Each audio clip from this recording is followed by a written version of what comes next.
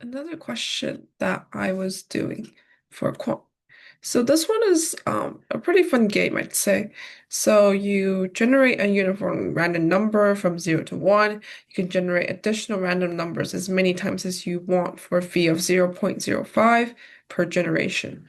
The number of additional generations must be made before you kind of make that first number. What is your payout is the maximum of all numbers you generate. Assuming optimal strategy, what is your expected payout of this game?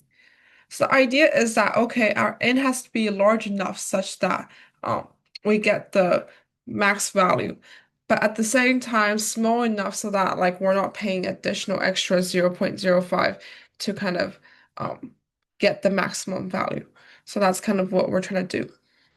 And in terms of how we're going to solve it, the main thing is to kind of figure out, suppose we had like how many generations. Let's say we did n additional generations. Then what that meant must have meant is that we have a total of n plus one numbers because we have a free number in the front and then we generate n numbers, right?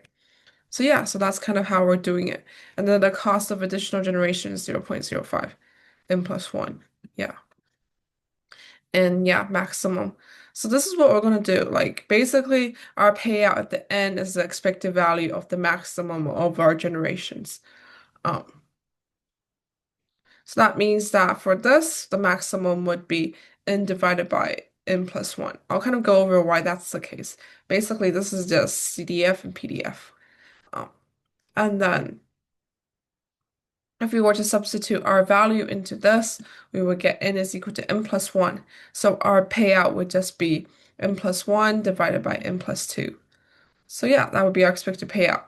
So we're just trying to maximize that. So if there was 0, then it would be 0 0.5, 50-50, right? Like the expected value is 50, so that's kind of what we have. If it was two numbers, it'd be 0 0.617, three one number, one additional number, two additional numbers, 0.65, three additional numbers, 0.65. So we reach the peak and then afterwards it decreases. So that means that, okay, basically the peak is around two or three. So it would just be 0.65. So kind of why is it from here n divided by n plus 1 for the maximum, right? So we can kind of derive this mathematically by kind of defining our maximum value to be y. So it would just be the max of the other numbers. So we're going to go with the CDF.